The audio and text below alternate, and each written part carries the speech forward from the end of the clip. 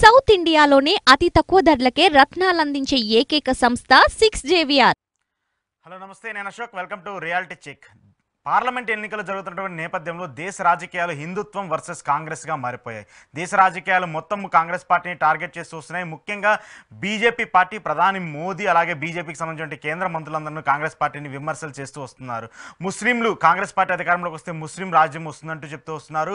మహిళల పుస్తెలు తెంచుకునే విధంగా కాంగ్రెస్ పార్టీ ముస్లింలు అధికారంలోకి తీసుకొచ్చి ముస్లింలు రాజ్యంగా భారతదేశాన్ని మార్చుతుందని చెప్పేసి కూడా డైరెక్ట్గా ప్రధాని మోదీ కామెంట్స్ చేస్తూ వస్తున్నారు. ఇక మరోవైపు కాంగ్రెస్ పార్టీ ఇప్పటికే పుంజుకుంటున్నటువంటి నేపథ్యంలో ఇంకొక 2-3 ఫేజ్ ఎలక్షన్స్ జరగాల్సి ఉంది. దానికి సంబంధించి కూడా కాంగ్రెస్ పార్టీ ఒక కొత్త తరహా మేనిఫెస్టోని రూపొందించింది. ప్రతి ఒక్కరికి న్యాయం పేరుతో ప్రతి ఒక్కరికి భోజనం కానివ్వండి, వస్త్రం కానివ్వండి, కుటుంబం కానివ్వండి, సంక్షేమం కానివ్వండి, వీటన్నిటిపైన కూడా కీలకంగా కొన్ని పథకాలను రూపొందించింది. దానికి సంబంధించి కూడా ప్రజల్లోకి తీసుకెళ్లేందుకు కాంగ్రెస్ పార్టీ వ్యూహరచన చేస్తుంది. సో ఈ రోజు దీని గురించే రియాలిటీ చెక్లో మాట్లాడదాం. రియాలిటీ చెక్లో నాతో పాటు పార్టిసిపేట్ చేస్తున్నారు అంబటి రామకృష్ణ గారు, కాంగ్రెస్ పార్టీ నుంచి. అంబటి రామకృష్ణ గారు నమస్తే. సో ఏంటి ఇప్పుడు కాంగ్రెస్ పార్టీ అంటే ముస్లిం పార్టీగా ఒక ముద్ర వేసేస్తున్నారు బీజేపీ వాళ్ళు. మరి మీరు ముస్లింసా, హిందూసా, లేదంటే ఏంటి? నా పేరు రామకృష్ణ. నన్ను మరి ఏ రకంగా సంబోధించదలిసిందో భారతీయ జనతా పార్టీ నాకు తెలియదు. కానీ సరే, ఎండ్ ఆఫ్ ది డే ఇవాళ నేరేషన్ అనేది బీజేపీకి మిస్ అయింది. ఈ ప్రజల్లోకి వెళ్ళి ఏం చెప్పాలి? 10 సంవత్సరాలు తన పరిపాలన ఫెయిల్యూర్స్ అవన్నీ కంటికి ప్రస్ఫుటంగా కనపడుతున్న తరుణంలో మొన్నటిదాకా ఏది ఎలక్షన్కి 2 నెలలు ముందు దాకా వికసిత్ భారత్ అన్నాడు, 400 పార్ అన్నాడు, ఏదేదో మాట్లాడాడు. ఇవాళ ఆ మాటలు మాట్లాడుతూ ఉంటే 400 పార్ ఎందుకు అనే దానికి కూడా వాళ్ళ ఎంపీలే అనంత్ కుమార్ హెగ్డే లాంటి వాళ్ళు, లేకపోతే అంటే 4 కార్నర్స్ నుంచి 4 లీడర్స్ భారతీయ జనతా పార్టీ వాళ్ళు మాట్లాడడం జరిగింది. సౌత్ నుంచి ఒకళ్ళు, వెస్ట్ నుంచి ఒకళ్ళు, ఈస్ట్ నుంచి ఒకళ్ళు, నార్త్ నుంచి ఒకళ్ళు. 400 పై స్థానాలు ఎందుకు అంటే రాజ్యాంగాన్ని మార్చడానికి అని వాళ్ళు స్పష్టంగా చెప్పడం జరిగింది. సో ఇవాళ అది ప్రజల్లోకి వెళ్ళి గట్టిగా దెబ్బ కొడతా ఉంది. రాజ్యాంగాన్ని మారిస్తే ఎస్సీ, ఎస్టీ, ఓబీసీల యొక్క రిజర్వేషన్లను ఖచ్చితంగా ఎత్తేసే ప్రమాదం ఉంది అని నిన్న కిరణ్లాల్ మీనా అని చెప్పి ఉత్తరప్రదేశ్కి సంబంధించిన ఒక భారతీయ జనతా పార్టీకి మంత్రి స్పష్టంగా చెప్పడమే జరిగింది. మీరు 400 పైగా మాకు ఇస్తే మేము రాజ్యాంగాన్ని మారుస్తాం, రిజర్వేషన్లు ఎత్తేస్తాం అని స్పష్టంగా ఆ పదం కూడా చెప్పడం జరిగింది. సో ఇటువంటి తరుణంలో డ్యామేజ్ కంట్రోల్ ఏం చేయాలి దిక్కుదోని పరిస్థితుల్లో, అర్థం కాని పరిస్థితుల్లో కాంగ్రెస్ పార్టీ అలా ఏం చెప్తా ఉందంటే, కాంగ్రెస్ పార్టీ ఏం మాట్లాడిందంటే, నరేంద్ర మోడీ గారు 16 లక్షల కోట్లు తన మిత్రులైన కార్పొరేట్ శక్తులకి కొంతమందికి దాదాపుగా ఒక 22 మందికో 25 మందికో 16 లక్షల కోట్లు రుణమాఫీలు చేసి పంచిపెడితే అంతలో కొంత భాగమైనా సరే, అంటే భారతదేశ పరిస్థితి ఎట్లా ఉంది, 16 లక్షల కోట్లని రుణమాఫీ చేసే స్థితిలో భారతదేశ పరిస్థితి ఉంది, అది కార్పొరేట్స్కి.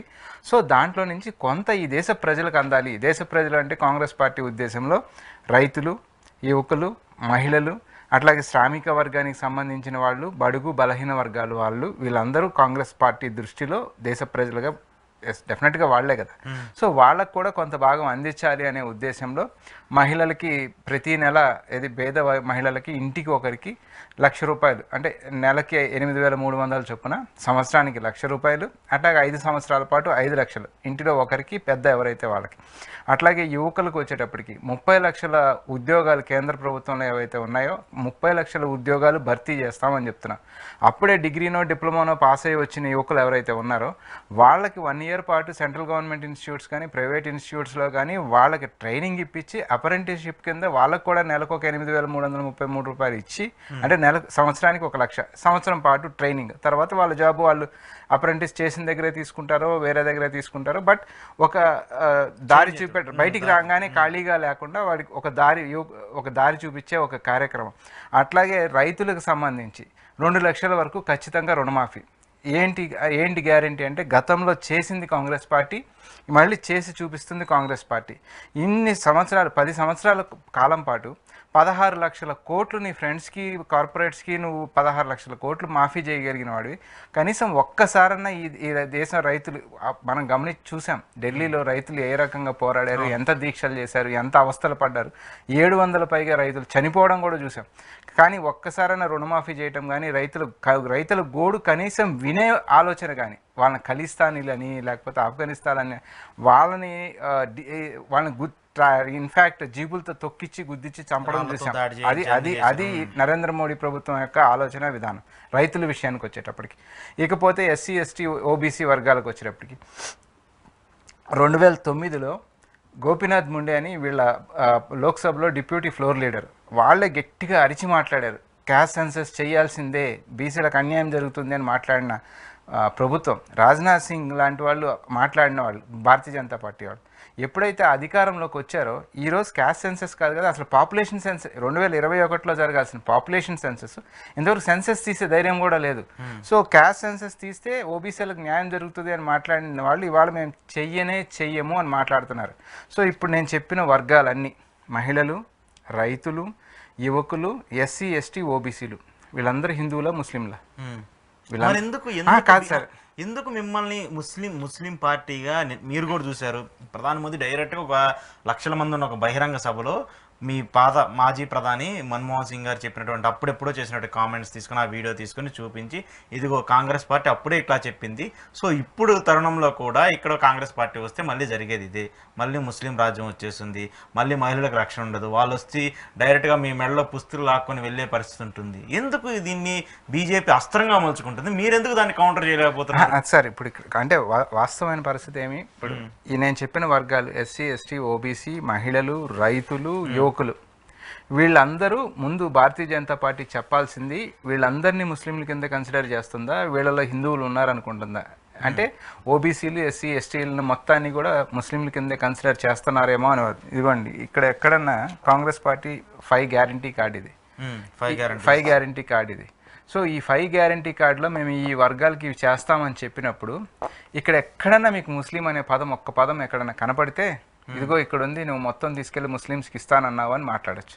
ఇవాళ మన్మోహన్ సింగ్ గారి పేరునే అడ్డం పెట్టి మాట్లాడుతూ ఉన్నారు. ఆ రోజు మన్మోహన్ సింగ్ గారు మాట్లాడింది ఏమంటే ఎస్సీ, ఎస్టీ, ఓబీసీ, మైనారిటీస్, ఆయన ఈ పదం అన్నారు, ఎస్సీ, ఎస్టీ, ఓబీసీ, మైనారిటీస్లో కూడా మరీ ముఖ్యంగా ముస్లిమ్స్ అని పదం కోట్ చేసి వీరందరినీ కనుక మనం విద్యలో కానీ లేకపోతే ఉద్యోగాల్లో కానీ సమానంగా డెవలప్ చేసుకొని తీసుకురాకపోతే ఈ దేశం అభివృద్ధి ముందుకు సాగడం అనేది కష్టం. సో వీరందరికీ కూడా సమానమైన హక్కుని కల్పించి సమాంతరంగా ముందు తీసుకెళ్లాల్సిన బాధ్యత మన పైన ఉంది అని మాట్లాడినప్పుడు ఈ ముందు ఉన్న సెంటెన్స్ మొత్తం కట్ చేసేసారు. ఇది ఎస్సీ, ఎస్టీ, ఓబీసీ అనేది కట్ చేసేసి ఈ దేశానికి సంబంధించిన విద్య లేకపోతే ఉపాధి లేకపోతే సంపదని మైనారిటీలు మరి ముఖ్యంగా ముస్లింలు అనే పదాన్ని ఇక్కడ ఇది ఎత్తేసారు, ఇది కలిపి ఎడిట్ చేసిన వీడియోని, మార్ఫ్డ్ వీడియోని ప్రజల్లోకి పంపించి ఒక భయాందోళనను సృష్టించే ఒక కార్యక్రమాన్ని చేస్తూ ఉన్నారు. ఏ తల్లి, ఏ చెల్లి, ఏ అక్క మెడలో నుంచి 55 సంవత్సరాలు పరిపాలించిన కాంగ్రెస్ పార్టీ ఎవరి దగ్గర నుంచి పుస్తలు లాక్కుంది చెప్పండి? ఇవాళ ఇన్ఫ్యాక్ట్ ఇంట్లో దాచుకున్న పోపు డబ్బాల్లో దాచుకున్న డబ్బులు లేకపోతే అంతో ఎంతో దాచిపెట్టుకున్న మహిళల దగ్గర నుంచి అవి కూడా నరేంద్ర మోడీ డిమానిటైజేషన్ వల్ల మొత్తం తీసుకెళ్ళి బ్యాంకుల్లో కట్టి వాళ్ళు బాధపడ్డారు, వాళ్ళు ఇబ్బంది పడ్డారు. అదేవిధంగా కరోనా టైంలో నువ్వు పట్టించుకోకపోతే ఆ రోజు గంగా నది ఒడ్డిన శవాలు అట్లా తేలియాడిన చూసాం. ఆ రోజు వాళ్ళు పుస్తలు అమ్ముకున్నారు. అదే పుల్వామాకు సంబంధించి సైనికులకి మనకి సత్యపాల్ మాలిక్ జమ్మూ కాశ్మీర్ గవర్నర్ ఒక ఇంటర్వ్యూలో చెప్పడం జరిగింది, నేను ఏరోప్లేన్ చాపర్స్ అరేంజ్ చేయమంటే సెంట్రల్ గవర్నమెంట్ చాపర్స్ అరేంజ్ చేయలేదు, వాళ్ళు ఈ ట్రక్స్లో రావడం వల్ల చనిపోయారు. అదే చాపర్స్ అరేంజ్ చేసి ఉంటే చనిపోయేవాళ్ళు కదా. వాళ్ళ పుస్తలకు బాధ్యత ఎవరు అనేది చెప్పాలి. మణిపూర్లో తెగిపోతున్న పుస్తలకు బాధ్యత ఎవరు అనేది చెప్పాలి. ఇవాళ సిఆర్పిఎఫ్ జవాన్లు ముగ్గురిని కాల్చి చంపారు, వాళ్ళ పుస్తలకు బాధ్యత ఎవరనేది చెప్పాలి. ఇవేవి చెప్పకుండా తను చేసింది ఏదీ లేదు. ఈ దేశానికి అధిక ధరలు తగ్గిస్తా అన్నాడు, ఇవాళ గుయ్యమనే ధరలు ఉన్నాయి. నిరుద్యోగ సమస్య 45 సంవత్సరాలకు స్థాయికి నిరుద్యోగ సమస్య. 2018లో రిపోర్ట్ వస్తే 2019లో ఎలక్షన్ తర్వాత రిపోర్ట్ బయటపెట్టాడు. ఇంక అప్పటి నుంచి అది చేయడం మానేశారు. నిరుద్యోగ సమస్య, నిరుద్యోగులకు సంబంధించి ఏ ఇండెక్స్ ఎట్లా పరిస్థితి ఉంది అనేది అసలు స్టాటిస్టిక్స్ తీసుకోవడం మానేశారు. సో అటువంటి పరిస్థితుల్లో ఉద్యోగాలు అడుగుతున్న యువత గురించి, లేకపోతే సరైన ఎంఎస్పీనో, లేకపోతే రుణమాఫీ అడుగుతున్న రైతుల గురించి, లేకపోతే మహిళల అవస్థల గురించి, దీని గురించి మాట్లాడితే రాళ్లతో కొడతారు ఇవాళ భారతీయ జనతా పార్టీ నాయకుల్ని. 10 ఏళ్ల పాటు ఏమీ చేయకుండా ఇప్పుడు వచ్చి కబుర్లు చెప్తాను. ఇంకో హాస్యాస్పదమైన మాట నిన్న మాట్లాడారు, మళ్ళీ నన్ను కానీ అధికారంలోకి తీసుకొస్తే ఈసారి దేశంలో ఉన్న బ్లాక్ మనీ మొత్తాన్ని నేను కలెక్ట్ చేసి బయటకు తీసుకొచ్చి పేదలకు పంచిపెడతానని.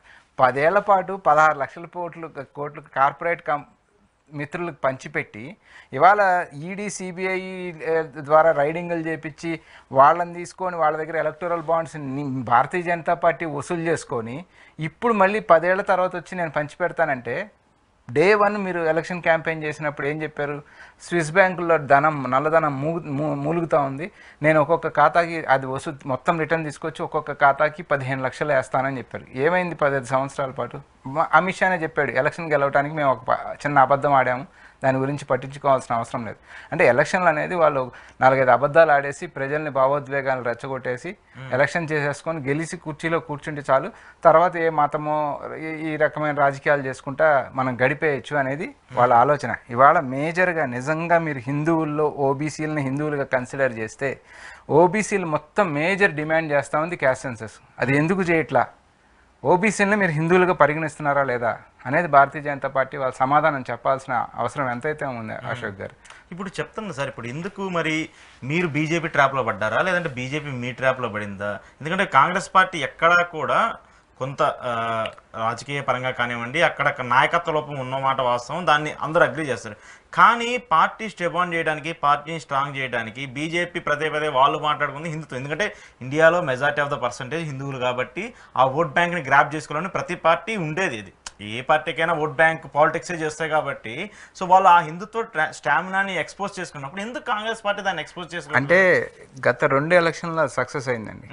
కొంత వాళ్ళ ట్రాప్లో మేము పడ్డామేమో మాకు తెలియదు, కానీ ఈ ఎలక్షన్లో నరేంద్ర మోడీకి ఏం చేయాలో అర్థం కాని ఒక పరిస్థితి. సో అతను ఇది మాట్లాడుతున్నది, దాన్ని మేము మాట్లాడదలుచుకోవాలా, ఆయన స్టేడియంలోకి వెళ్ళి మేము ఆట ఆడదలుచుకోవాలా. అంత ఇంత మా స్టేడియంలోకి వచ్చి అతను ఆట ఆడాలి, కానీ అతని స్టేడియంలోకి వెళ్ళి మేము ఆట ఆడదలుచుకోవాలా. మేము వెరీ క్లియర్, చాలా కేటగారికల్గా స్పష్టంగా ఉన్నామండి. ఈ వర్గాలకి ఇవి చేయదలుచుకుంది కాంగ్రెస్ పార్టీ అని స్పష్టంగా చెప్తున్న తరుణంలో నువ్వేం చేస్తావో చెప్పు, యువకులకు నువ్వేం చేస్తావో చెప్పు, రైతులకు నువ్వేం చేస్తావో చెప్పు, మహిళలకు నువ్వేం చేస్తావో చెప్పు, అట్లాగే అణగారిన వర్గాలకు, బడుగు బలహీన వర్గాలకు నువ్వేం చేస్తావో చెప్పు అనేది మా క్వశ్చన్ అండి. వాళ్ళందరూ హిందువులు అనేది మా ఉద్దేశం అండి. వాళ్ళందరూ ముస్లిమ్స్ అనేది భారతీయ జనతా పార్టీ ఉద్దేశం అయితే దాన్ని మేమేం చేయలేము, ఆ ప్రజలు వాళ్ళు ఆలోచించుకుంటారు. సో వాళ్ళ గురించి మేము స్పష్టంగా ఉన్నాము. సో ఇంకా వాళ్ళు మాట్లాడే తింగర మాటలకి, లేకపోతే వాళ్ళు చెప్పే కొసేపు పాకిస్తాన్ అని కొసేపు చైనా అని, he wanted to divert election mode మొత్తాన్ని డైవర్ట్ చేయాలని ఒక ఆట ఆడుతున్నాడు. కానీ ఇప్పుడు డైవర్ట్ కావట్లా. రాహుల్ గాంధీ చాలా స్పష్టంగా, చాలా క్లియర్ గా మీ పార్టీ అధ్యక్షుని అసలు ఇండియాకి సంబంధించిన వ్యక్తులు కాదని డైరెక్ట్ గా మాట్లాడుతున్నారు. అదే ఇప్పుడు వాటిల్లోకి వెళ్ళి ఆట ఆడటం మొదలు పెట్టాం అనుకోండి సార్, ఇది మొత్తం డైల్యూట్ అయిపోద్దిగా, ఇష్యూ డైల్యూట్ అవుద్ది కదా.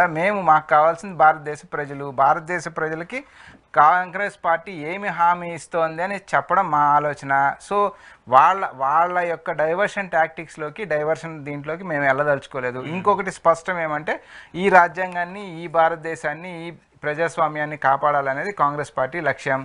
సో అటువంటి తరుణంలో మేము రాజ్యాంగాన్ని మారుస్తాం, ఎస్సీ ఎస్టీ ఓబీసీ హక్కులను కాలరాస్తాం అని మాట్లాడుతున్నప్పుడు అది కాపాడడానికి నేనున్నాను అని రాహుల్ గాంధీ కానీ మల్లికార్జున ఖర్గే గారు కానీ చెప్తా ఉన్నారు. ప్రజలు దాన్ని నమ్ముతూ ఉన్నారు.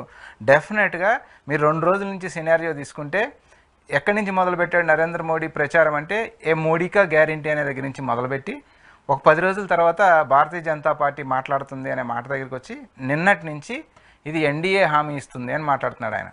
సో మీరు అర్థం చేసుకోండి, అప్పటి వరకు ఏంటి, నన్ను మించి ఇంకా లేదు, నాతో మొత్తం సమస్తం జరుగుద్ది అనుకున్నాడు, సరిపోలా బలం. నెక్స్ట్ పార్టీ అన్నాడు, సరిపోలా బలం. ఇప్పుడు ఎన్డీఏ కూటమి అనే దగ్గరికి వచ్చారు. అంటే ఏంటి, భారతీయ జనతా పార్టీ ఇండివిజువల్గా సింగిల్ లార్జెస్ట్ పార్టీగా రావట్లేదు ఈ దేశంలో. భారతీయ జనతా పార్టీకి 240 కన్నా సీట్లు తగ్గుతున్నాయి అనేది వాళ్ళకి ఇంటర్నల్ సర్వే స్మెల్ చేశారు దాన్ని. సో ఆ గందరగోళం అయోమయంలో ఈ వారం రోజులుగా మీరు తీసుకోండి, నరేంద్ర మోడీ మాట్లాడుతున్న స్పీచ్ చూస్తే ఈ రోజు మాట్లాడిన దానికి, నిన్న మాట్లాడిన దానికి, మొన్న మాట్లాడిన దానికి ఏమన్నా కనెక్టివిటీ పొంతన ఉందా? ఎగ్జాంపుల్ ఒకటి చెప్తాను. ఇన్హెరిటెన్స్ ట్యాక్స్ గురించి వాళ్ళు ఏదో ఎత్తారు, ఎక్కడో శాంపిట్రోడా దేని గురించో మాట్లాడితే ఇన్హెరిటెన్స్ ట్యాక్స్ గురించి ఎత్తిన తర్వాత మా వాళ్ళు సమాధానం ఇచ్చారు, అది అబాలిష్ చేసిందే రాజీవ్ గాంధీ అని సమాధానం ఇచ్చారు. అప్పటి వరకు మోడీ గారు కూడా ఇన్హెరిటెన్స్ ట్యాక్స్ని మీ పైన రుద్దాలనుకుంటుంది, కాంగ్రెస్ పార్టీ మీ ఆస్తులు లాక్కోవాలంటుంది అని మాట్లాడిన తర్వాత కాంగ్రెస్ పార్టీ నుంచి దీటైన సమాధానం ఇచ్చిన తర్వాత నిన్న మళ్ళీ బెంగాల్లోకి వెళ్ళి నరేంద్ర మోడీ మాట్లాడతారు, ఇన్హెరిటెన్స్ ట్యాక్స్ని కాంగ్రెస్ పార్టీ రద్దు చేసింది, వాళ్ళ అమ్మ వాళ్ళ తాతగారి ఆస్తులను మొత్తం రాజీవ్ గాంధీ తీసుకోవాలనుకున్నాడు అందుకని రద్దు చేశారని మాట్లాడితే రెండింటికి అన్న పొంతనుందా? ఎంత కాంట్రవర్షియల్ స్టేట్మెంట్స్.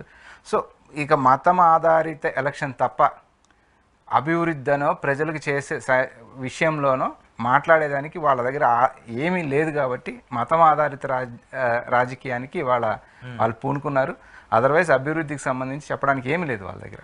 ఆల్రెడీ 2 ఫేజ్లు కంప్లీట్ అయిపోయింది.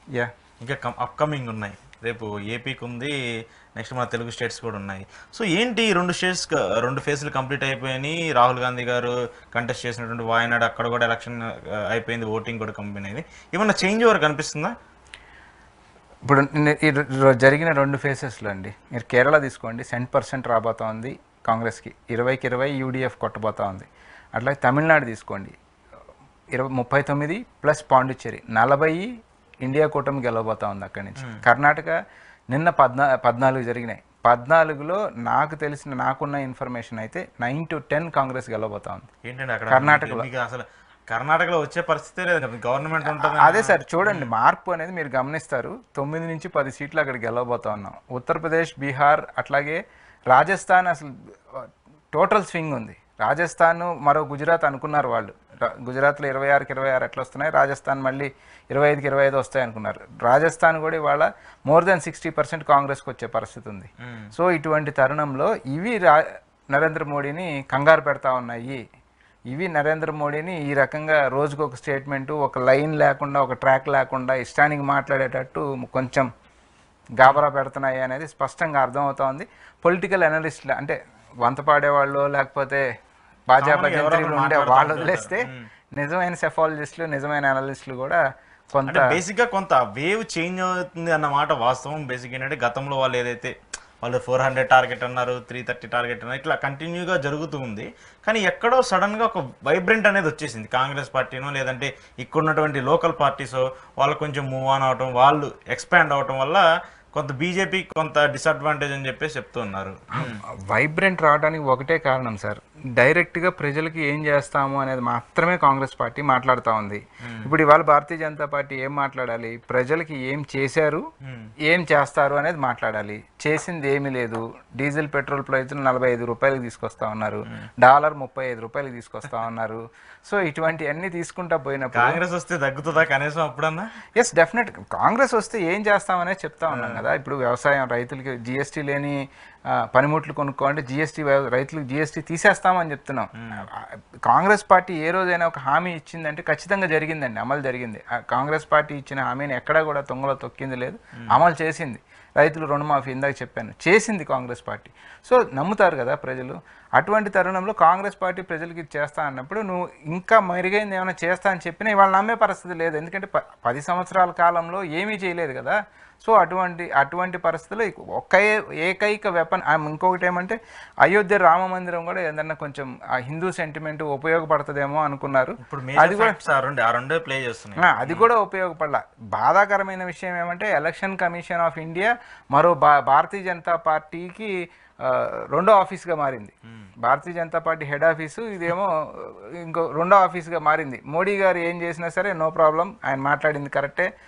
ఈవెన్ ఇన్ఫ్యాక్ట్ కంప్లైంట్ ఆయన మీద ఇస్తే దేశ చరిత్రలో ఎన్నడూ లేనిది, క్యాండిడేట్ మీద కంప్లైంట్ ఇస్తే క్యాండిడేట్కి నోటీస్ ఇస్తారు. అటువంటిది క్యాండిడేట్ మీద కంప్లైంట్ ఇస్తే పార్టీ అధ్యక్షుడికి నోటీస్ ఇచ్చారు. అంటే మోడీకి నోటీస్ ఇచ్చే ధైర్యం కూడా ఎలక్షన్ కమిషన్ ఆఫ్ ఇండియా చేయలేకపోతా ఉందంటే పరిస్థితి ఎలా ఉంది అనేది మనం అర్థం చేసుకోవాలి. డెఫినెట్గా మార్పు అయితే రాబోతా ఉంది. 100% రేపు కేంద్రంలో ఇండియా గవర్నమెంట్ వస్తుంది అనేది మాకైతే అందుతుంది. మోడీ మాటల్లో దాన్ని మాకు ఇంకా ఇంకో విషయం సార్, డయాస్ పైన మోడీ ఉన్న ఆ ముఖ కవళికలు, బాడీ లాంగ్వేజ్ చూడండి. రాహుల్ గాంధీ యొక్క ముఖ కవళికలు, రాహుల్ గాంధీ యొక్క బాడీ లాంగ్వేజ్ చూడండి. అది కూడా మనకు అర్థమవుతుంది. డెఫినెట్గా ఇండియా కూటమి అనేది చాలా కంఫర్టబుల్గా ఉంది అనేది మనకు అర్థమవుతుంది. సో ఫేస్ రియాక్షన్స్ మనకు అర్థమవుతుంది కదా, అతను చాలా ఇదిగా ఉన్నాడు, కొంచెం షేక్ అవుతున్నట్టు కనిపిస్తుంది. మోదీలో ఫియర్ వచ్చేసింది. సో ఏంటి ఇప్పుడు ఏపీకి సంబంధించి తెలంగాణలో ఆల్రెడీ మీ గవర్నమెంట్ ఉంది, ఏపీకి సంబంధించి కూడా చూస్తున్నాం. ఏమన్నా ఛాన్సెస్ ఉంటాయా? రేపు మీరు ఆల్రెడీ స్పెషల్ స్టేటస్ ఇస్తామని చెప్పారు, స్టీల్ ప్లాంట్ ప్రైవేటైజేషన్ ఆపేస్తామని చెప్పారు, భోగారపురం, ఇట్లా అన్ని మీరు కొన్ని హామీలు ఇచ్చేశారు. ఏమన్నా మీ గవర్నమెంట్ వచ్చి ఇక్కడి నుంచి ఏమైనా సపోర్ట్ అందించే అవకాశం కనిపిస్తుందా?